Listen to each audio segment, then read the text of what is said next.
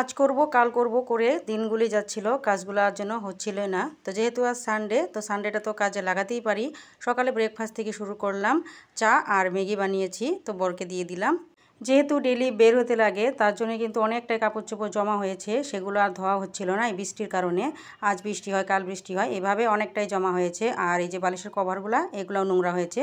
তো ভাবলাম আজ এগুলো পরিষ্কার করব। আর ঘরেতে না অনেকটাই মানে মাকড়সার জালে ভর্তি হয়ে গেছে, তো অনেক দিন থেকে আবার পরিষ্কার করাও হয় না। তো ভাবলাম আজ যেহেতু সানডে, আজকে পরিষ্কার করেই নিই।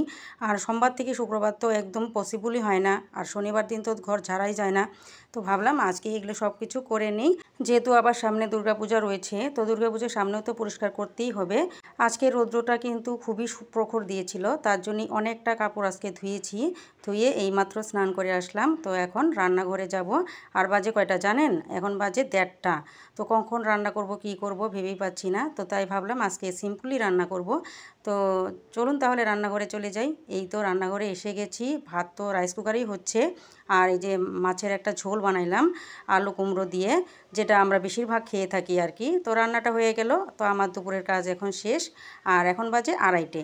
তো বরমশাই আবার এদিকে এই যে কাজকর্ম করছে, মানে টিনের একটা বেড়া ছিল, তো বেড়াটা বৃষ্টির কারণে পড়ে গিয়েছিল, তাই বরমশাই এখন বেড়াটা লাগিয়ে নিচ্ছে। আর এই যে ছেলের কাণ্ড, ছেলে তো এখনও স্নান করেনি, সাইকেল নিয়ে বেরিয়ে পড়েছে। তো জল তো গরম দিয়েছি, স্নানটা করিয়ে ছেলেকে খাইয়ে দিব। আর বেশিরভাগ তো ওর বাবাই খাইয়ে দেয়, কারণ বাবা প্রেজেন্ট থাকতে আমার কাছে খায় না। আজ তো কোনো অপশন নেই, যেহেতু বাবা কাজ করছে, আমার হাতে খেতেই হবে। তো এই দেখুন বদমাশি ছেলের, মোবাইল ছাড়া সে আর খাবে না, সব সময় মোবাইল লাগবে, খাওয়ার সময় মোবাইল তো লাগবেই। তো এই যে ছেলেকে খাইয়ে দিচ্ছি, খাইয়ে দিয়ে হোমওয়ার্কটা করিয়ে নিব। আর এদিকে বরমশাই স্নান করে আসলে তারপরে আমরা খাওয়া দাওয়া করব। এই আর কি, বিকেলে কাজকর্ম তো থাকবেই, কারণ এই যে বিকেলেও তো এই যে সেম সকালের মতো কাজকর্ম করতেই লাগে, কারণ আমি 3 টাইমই পরিষ্কার করি, নাহলে ভালো লাগে না আমার। আজ যেহেতু সকাল থেকে একটু রেস্ট ছিল না, তারপর খাওয়া দাওয়া করে একটু শুয়েছিলাম, মোটামুটি আধা ঘন্টার মতো রেস্ট করে তারপরে এই যে জানলাগুলো দিয়ে দিচ্ছি।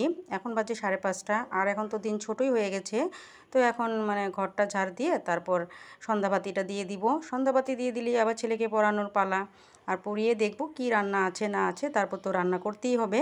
যাক, আজকে কিন্তু কাপড় চোপড়গুলো সব শুকিয়ে গেছে, এটাই ভালো লাগলো। না হলে প্রতিদিন এইভাবে কাপড়, ভেজা কাপড় থেকে যায়, পরের দিন আবার শুকাতে লাগে, এই আর কি।